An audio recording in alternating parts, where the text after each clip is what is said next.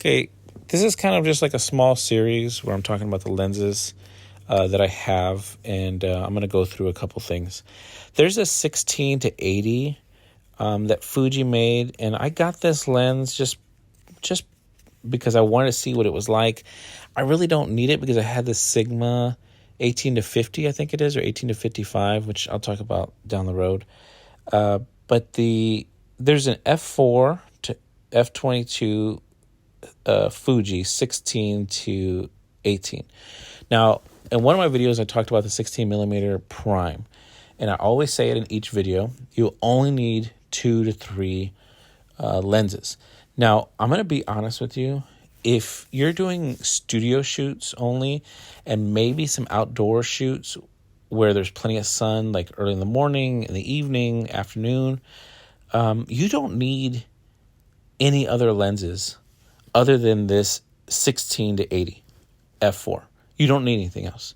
Now, this is not a video lens. This is definitely an awful video lens. If you're trying to zoom, is not bifocal. It literally loses focus the moment you touch the zoom button, and it's awful. I'm going to show a couple of clips here of me just zooming into just nothing, right? Into just the oblivion. Now, I have it on the X-T5 and I have it on the X-T4, so I'm going to show them both. Now, I did make a mistake on my 30 mil short, so I do a little short sometimes. And I was talking about the autofocus of the 30 mil. Now, I've changed a couple of settings, and I did an update to the 30 mil, and I did an update to the X-T5. And I did a couple of video changes in the background where, how fast it rack focuses. And so I changed those things, and it focuses really nice now.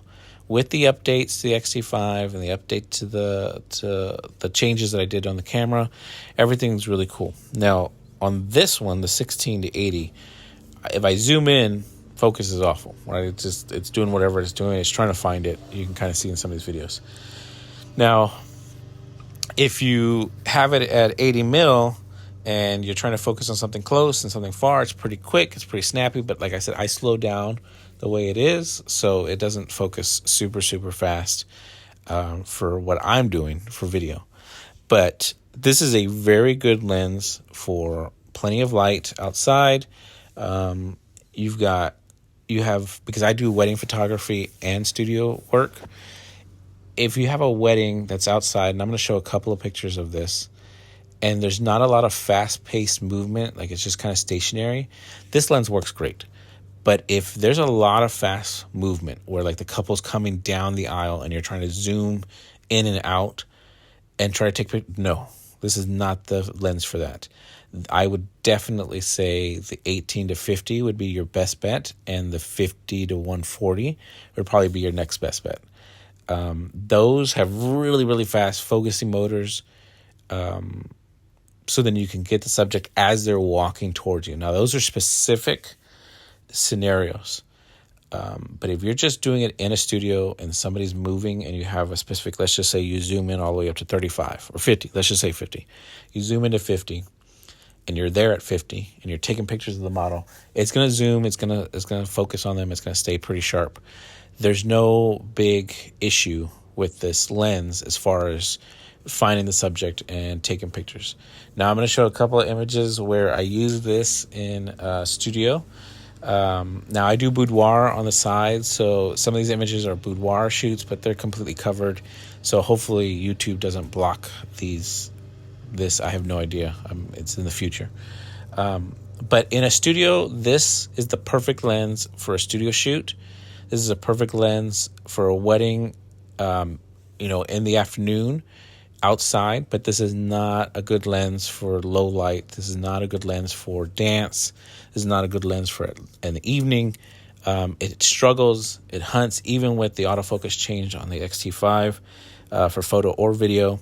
It has a hard time, and it's a little heavy, okay, because it's a focal, right, 16 to 80. It's going to be a chunk, even though it's f4. So I think the overall, for if you're going to get this lens, I think this is a really good starter lens for anybody that's going to to do any kind of portraitures or anything that's outside. Now, if you want that separation, the bokeh outside, which we'll talk about that here in a minute, but this is just a good overall lens, especially for studios where you can control the light. Okay. Now, if you're outside and you want that blurry background, then this is not the lens for you. I would say get any one of the f2s, the 1.2s, 1.8, you obliterate it. But I'm going to be honest with you real quick. Let's just talk about this for just a second, and I'll end the video. I use Luminar AI. And if I have a portrait where I'm taking somebody's picture or a couple of people's picture, even three, I think I've done it once where there's three, I can blow out the background with bokeh with a slider. So this f4 lens, I can use it, have the entire background showing, a little bit of blur, take it into Luminar AI, take the 4 or 5 photos that I like, slide the slider over where it blows out the background really nice. Doesn't really do anything crazy. There's a couple of pictures where there's too busy, but it doesn't do anything crazy, and it will look fine. You don't need the F1s and F2s anymore to blur out that background if you have Luminar AI. And I even think Lightroom has something similar where you can do the same thing, where you can kind of like dehaze or blow out the background with this bokeh stuff. So I just don't. You don't need this F1s and F2s and 1.8. I have a Sony 80 1.8. I love that lens, and I have it at 1. I never change it. I'll put a neutral density filter on the front. It is at 1.8 all the time. But all I'm saying is the f4 might scare a lot of people for low light. Yes, don't. This is a difficult lens. Unless you have flash and you know how to use it, the weight gets to you after a while, and the low light, it's hard. Video, it's not good for rack focusing and stuff like that. But I think that overall, this is a good lens for studio shoots, outdoor shoots, and especially if you have Luminar AI, you can blow up that background all you want with bokeh, right? So, but anyway, this is the f4, the f22, 16 to 80. If you have any questions, ask me. I think it's a good lens overall. I like it. You have a good day, good night, and I'll see you on the other side.